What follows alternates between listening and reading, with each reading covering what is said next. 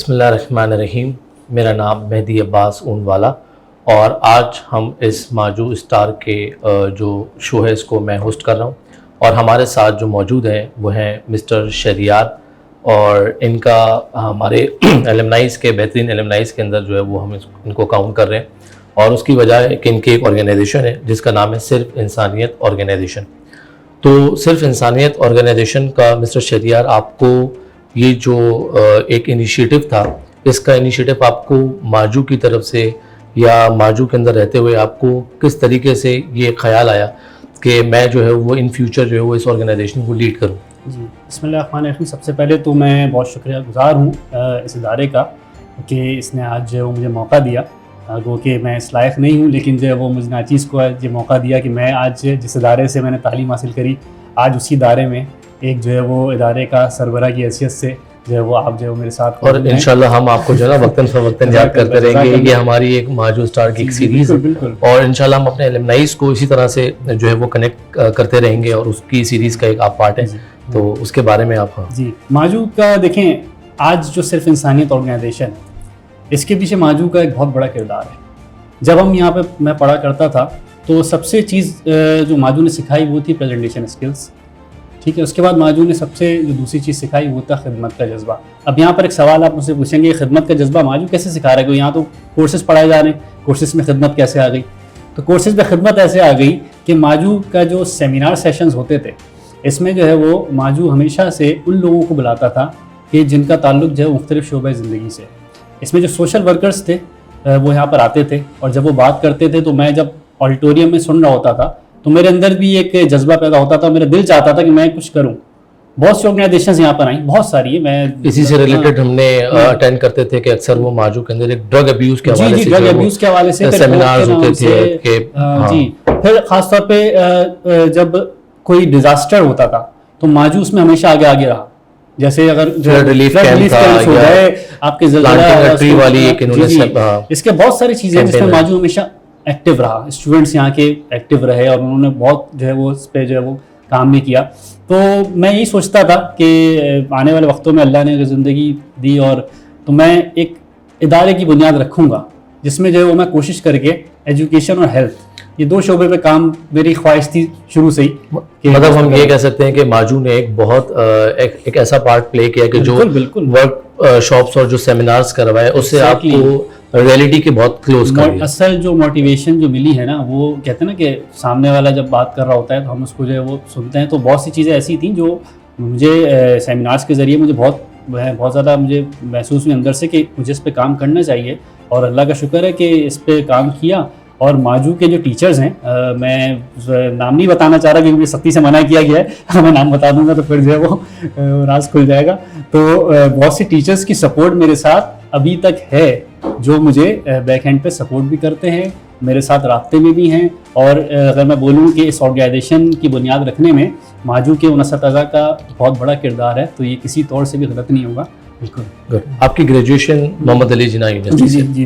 तो किस फील्ड में और आपने कब ज्वाइन किया माजू को? बैचलर्स मैंने किया था BS इन टेलीकम्युनिकेशन में। मैंने जो क्या कहते हैं यहाँ से जो डिग्री मुकम्मल करी थी 2012 में, मैं ऐसे पास आउट हुआ था। इसके बाद फिर सबसे बड़ी बात ये हुई कि यहाँ पर जो रिलीजियस इवेंट्स होते थे उसके लिए टीचर्स मुझे याद करते थे तो मैं आता था। तो 2012 के बाद से ना मेरा कुछ अरसे तक माजू में से मैं रहा ताल्लुक में। तो जब आप यूनिवर्सिटी के हवाले से सर्च कर रहे थे फॉर ग्रेजुएशन तो आपके पास बहुत सारे ऑप्शन उस टाइम पे अवेलेबल होंगे, तो आपने उस टाइम पे क्या देख के माजू की सबसे अच्छी चीज़ जो मैंने देखी थी वो ये थी कि यहाँ पर खाली जो है वो जो कहते हैं कि कोर्स की जो मतलब सिर्फ डिग्री के हवाले से यहाँ पर वर्क नहीं होता। यहाँ पर स्टूडेंट्स को सबसे अच्छी चीज़ जो है वो सिखाई जाती है कि भाई आपने जो है वो माशरे में जा करना अपने किरदार से, अपनी ज़बान से, अपने अखलाक से लोगों के लिए भलाई करनी। सोशल वेल बीइंग पे बहुत ज़्यादा काम इस पे किया गया है। ये तो यहाँ के टीचर्स का मैंने जब लेक्चर में पढ़ा करता था, हमारे यहाँ पर एक टीचर हुआ करते थे, I think doctor Khalid Anees नाम उनका था। तो जब वो क्लासेस पढ़ाते थे तो मुझे आज भी याद है कि उनका जो कोर्सेज होता था लाइक सर्किट थ्योरी हो गया या जो प्रोबेबिलिटी, इस तरह के कोर्सेज वो पढ़ाया करते थे। तो वो अपने कोर्स रोक कर कई मरतबा उन्होंने हमें ऐसी ऐसी बातें बताई हैं कि जो मैं समझता हूँ कि आज तक मेरे जहन में है और उन्हीं बातों को सामने रखते हुए आज जो है नो कोशिश कर डाउट रहे हैं। माजू फैकल्टी के बारे में तो हम भी सब इसी बात का हमारा भी सबका यही ओपिनियन है कि हमारी जो फैकल्टी है वो no doubt Exactly. Outclass faculty है, और जो उनके पढ़ाने का तरीका है वो प्रैक्टिकल और उस चीज़ को बड़ा जो है वो अटैच करते हैं इसके साथ। देखिए एक जो मैं सबसे बड़ी बात बताऊं मैं आपको, मैं बहुत कम, आप सर्च कर लीजिएगा, बहुत कम ऐसे इदारे हैं, बल्कि शायद ना भी हों, कि जहाँ पर टीचर और स्टूडेंट्स का रिलेशन जो है वो जिस तरह माजू में है ना, ऐसा कहीं नहीं है। जिस तरीके से टीचर्स जो है वो स्टूडेंट्स के साथ रिलेशन रखते हैं, चाहे वो क्या कहते हैं किसी भी हवाले से हो, ठीक है, इवेंट्स में भी आप देखते होंगे, फिर डिनर्स हो रहे हैं और गैदरिंग्स हो रही हैं। तो आपने ये बहुत पहला ज़बरदस्त- माजू का इवेंट जो है वो कब अटेंड किया और किस टीचर के कहने पे अटेंड किया? ये बहुत ही एक इंटरेस्टिंग सवाल आपने पूछा है। मेरा पहला इवेंट जो था वो यहाँ पर था एक डिबेट कंपटीशन, सही। जिसमें मैं आया था और वो टॉपिक था कराची में बारिश, रहमत या जहमत। तो उस पर जब मैंने स्पीच शुरू करी तो कराची की बारिश का क्या कहना, मेरे तो अपने चेहरे पे बारिश शुरू हो गई थी। और ऐसा था कि सामने बिल्कुल ऑडियंस थी और वो वोटिंग इस तरीके की चीज़ें, तो मैं बहुत डिसअपॉइंट हुआ, मुझसे नहीं स्पीच में स्टेज से उतर गया। उसके बाद फिर ये हुआ कि उस वक्त जो टीचर्स ने बहुत सपोर्ट किया, उन्होंने बोला भाई ये तो शुरुआत है और ये तो होना है आगे चल के। तो अल्लाह का शुक्र है, फिर एक वक्त ऐसा भी आया कि माजू का रिलीजियस इवेंट्स में जो सबसे ज़्यादा होस्ट जिसने किए हैं वो उसमें अल्हम्दुलिल्लाह मेरा नाम था। तो मतलब आप ये कहना चाहेंगे कि अगर आप इन फ्यूचर अपनी लाइफ में आगे बढ़ना चाहते हैं तो प्रेजेंटेशन स्किल्स को बेहतर करना बहुत ज़रूरी है। और उसके बारे में आप क्या राय देंगे उन स्टूडेंट्स को जो क्लास के अंदर प्रेजेंट होते हैं लेकिन वो प्रेजेंटेशन स्किल्स में पार्टिसिपेट नहीं करते? देखिए अल्लाह ने हर इंसान के अंदर सलाहियत रखी है, ठीक है, अब ये इंसान के अपने ऊपर है कि वो अपनी सलाहियतों को कैसे जो है वो लोगों को बताएगा। जब तक वो जबान नहीं खोलेगा ना लोगों के सामने, तब तक वो जो है उसकी सलाहियत सामने नहीं आएंगी। तो हर सेमेस्टर एंड में हमारा एक फाइनल ईयर प्रोजेक्ट होता है और जी, उसमें जी। प्रेजेंटेशन स्किल्स के ऊपर काम बहुत किया ज़रूरी जाता है, है। तो ये बहुत ज़रूरी है। और ज़रूरी उसके है। बारे में हमें जो है वो मिस्टर शहरियार साहब भी इस चीज़ की गाइडलाइन दे रहे हैं कि हमने उस चीज़ के ऊपर काफ़ी ज़्यादा काम करना बहुत ज़रूरी है। और ख़ास तौर पे यहाँ पर जो मार्किंग सिस्टम था उसमें जो प्रेजेंटेशंस के जो मार्क्स हैं, मैं समझता हूँ ये बहुत ज़रूरी है आजकल के दौर में। क्योंकि देखें जो बुक की स्टडी, आपकी नॉलेज बिल्कुल, लेकिन एक इंसान के पास दुनिया की सारी मालूमात मौजूद हैं, लेकिन वो अपनी मालूमात को अपनी ज़बान से जो है वो आगे नहीं जो है वो बोल पा रहा, तो उसके लिए वो मालूमात बेकार है। सिर्फ इंसानियत ऑर्गेनाइजेशन आपकी किस एरिया में एलोकेटेड है और उस एरिया में उसको लोकेट करने की वजह क्या जी। हो सकती थी? सिर्फ इंसानियत ऑर्गेनाइजेशन का जो हमारे जो लोकेशन है वो है सुजानी टाउन, यूसुफगंज। अच्छा, अब ये भी एक बड़ा अच्छा आपने सवाल पूछा है कि उस जगह पर हमने क्यों शुरू किया। देखें आपको याद होगा कई साल पहले यहाँ बारिशें हुई थी जिसमें पूरा कराची का बुरा हाल हो गया था। जिस इलाके में वो ऑर्गेनाइजेशन है ना, उस इलाके का विजिट मैं कर आया हूँ।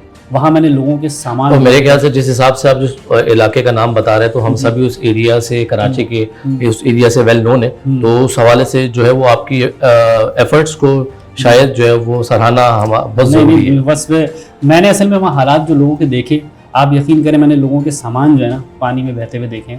मैंने उन औरतों को देखा है जो बेचारी गेट पे खड़ी हुई हैं और उनकी आंखों से आंसू निकलने के उनका सामान जो है पानी में बहता हुआ जा रहा है, लेकिन कोई जो है वो अच्छा, आपकी ऑर्गेनाइजेशन और मार्केट में और भी ऑर्गेनाइजेशंस हैं, किस तरह से डिफरेंट है? हमारी ऑर्गेनाइजेशन की डिफरेंस ये है कि हमने एक इदारा कायम किया उस इलाके में जहाँ पर मैंने भी आपको जिक्र किया था ना, ये जहाँ पर बारिश हुई थी, वहाँ हमने क्लिनिक की बुनियाद रखी, जिसका नाम हमने रखा आपका क्लिनिक। हमने रखा आपका क्लिनिक, ये बड़ा इंटरेस्टिंग नाम है और कराची में ये नाम बड़ा पसंद किया गया है। आपका क्लिनिक रखने का मकसद यही था कि वहाँ पर हमने हेल्थ और एजुकेशन, ये दो चीज़ों पर हमने काम किया। हेल्थ शोबे में हमने जो है वो वहाँ पर जनरल फिजिशियन को हमने बिठाया, ठीक है, और एक हमने डेंटिस्ट का वहाँ पर इंतज़ाम किया। वहाँ की फ़ीस जस्ट 20 रुपीज़, सिर्फ 20 रुपये में आप जो है वहाँ पर अपना जो है वो ट्रीटमेंट तो करवा सकते हैं। आप इतनी एफर्ट कर रहे थे कि आपने आपका क्लिनिक खोल दिया, उसमें डेंटिस्ट को अवेलेबल करवा दिया, आप खाना पीना भी तो खिला सकते थे। सर खाना पीना आप कब तक खिलाएंगे मुझे बताइए। अगर आप किसी एक शख्स को खाना खिला रहे हैं, ठीक है, क्या आप इस बात की गारंटी दे सकते हैं कि उसको उसकी ज़िंदगी की आखिरी सांस तक आप उसको खाना खिलाएंगे? तो फिर आपने स्किल्स पे क्या काम किया? स्किल्स पे काम हमने ये किया ना कि हमने वहाँ पर जो लड़कियाँ थी उनको हमने घरों से निकाला, उन्होंने कहा कि भाई आप लोग आइए, मेहंदी सीखिए, आर्ट सीखिए, इंग्लिश लैंग्वेज सीखिए, कंप्यूटर कोर्सेज सीखिए, ताकि आप लोग जो है वो उसको फिर स्किल्स को। तो बेसिकली आपने उस एरिया की जो एक बहुत बड़ी हमारी जो अनएम्प्लॉयड फोर्स, बिल्कुल उसको आपने एम्पावर किया, उसको स्किल्स सिखाए अल्हम्दुलिल्लाह, ये मैं कि वो हमारी जीडीपी में कंट्रीब्यूशन लेके आए। ये अल्लाह ताला का बड़ा शुक्र है, बहुत करम है। इस वजह से भी आप यूनिक हैं हमारे लिए कि माजू इल्मनाए के हमारे शहरियार साहब एक ऐसी सोच के साथ है कि ना सिर्फ हमने अपनी आवाम को, उस कम्युनिटी को एज अ वेलफेयर सिर्फ खाना पीना नहीं खिलाना, हमने उनको उनकी स्किल्स की बुनियाद पर उनको देखिए, इंडिपेंडेंट अपने करना। हिस्से का काम करते रहना है।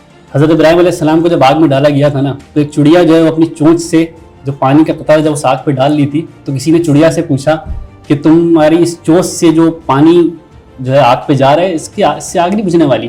तो चिड़िया ने जवाब ये दिया था कि मैं जानती हूँ कि इससे आग नहीं बुझेगी, लेकिन जब रोज़े महशर मुझसे सवाल पूछेंगे तो मैं कम से कम ये तो बोल सकूंगी कि मैंने अपने हिस्से का काम कि मैंने अपनी इस्तिताअत के मुताबिक उसका काम तो वही काम, बस थोड़ा सा जितना हमसे अल्लाह काम ले रहा है, असल काम तो अल्लाह ले रहा है, ठीक है, हमारी कोई हैसियत नहीं है।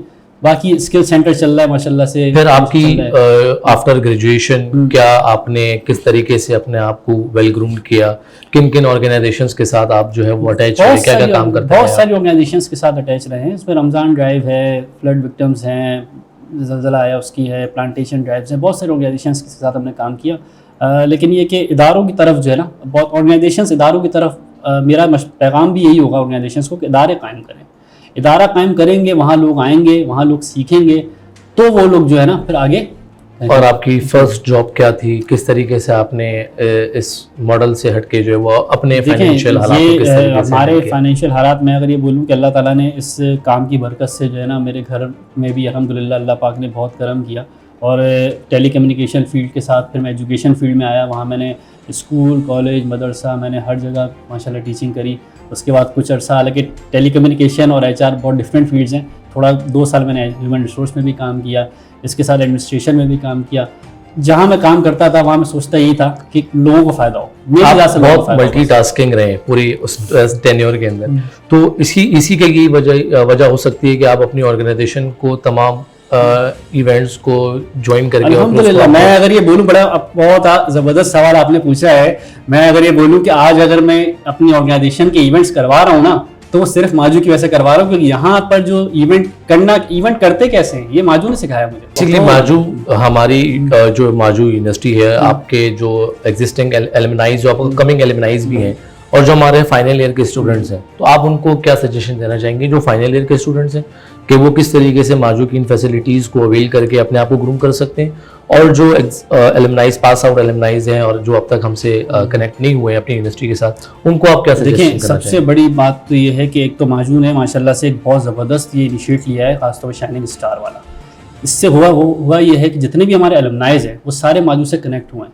पहले हमारे पास इतने वसाइल नहीं होते थे, अब तो वसाइल है आपके पास, ठीक है। आप आइए यहाँ पर, बताइए आप स्टूडेंट्स को, जो फाइनल ईयर के स्टूडेंट्स हैं उनको बताइए भाई कि हम भी इस इदारे से निकले हैं और हमने जो ये काम किया है, ठीक है, ताकि आप लोग भी जब जाएं, ठीक है, फाइनल ईयर स्टूडेंट्स जब निकलें, वही मैंने आपको एक बात कही कि एक शख्स के पास मालूमात है लेकिन बोलना नहीं आता, मालूमात बेकार है उसके लिए। तो इसी तरीके से माजू के ने तो फाइनल ईयर के स्टूडेंट्स को एक गोल आज सेट कर लें कि आज से 12 साल के बाद we are going to sit in this platform और हम फिर अपनी achievement फाइनल ईयर के स्टूडेंट अगर ये प्रोग्राम देख रहे हैं तो मैं उनको बोलना चाह रहा हूँ कि आप जिस सीट पे अगर मैं बैठा हुआ हूँ तो आप अभी से अपने जहनों में ये फ्यूचर गोल है, इस सीट पर आपको आगे एक दिन बैठना है। और एलुमनाई कमेटी को भी आपने लीड करना है, और हमारी कोशिश होगी कि हम अपने तमाम एलुमनाइज को इस प्लेटफॉर्म के थ्रू आपसे, हमसे, इस ऑर्गेनाइजेशन से कनेक्ट कर सकें। मिस्टर शरियान ने पर्सनली आके इस पूरे कैंपस को विजिट किया और माजू की जो इम्प्रूवमेंट है उसको सराहा। हम बहुत शुक्रगुजार हैं मिस्टर शरियान के, उन्होंने मसरूफ शेड्यूल में से हमारे लिए टाइम निकाला। आज के लिए इतना ही, थैंक यू। अब हमारी मुलाकात इंशाल्लाह नेक्स्ट किसी स्टार के साथ होगी।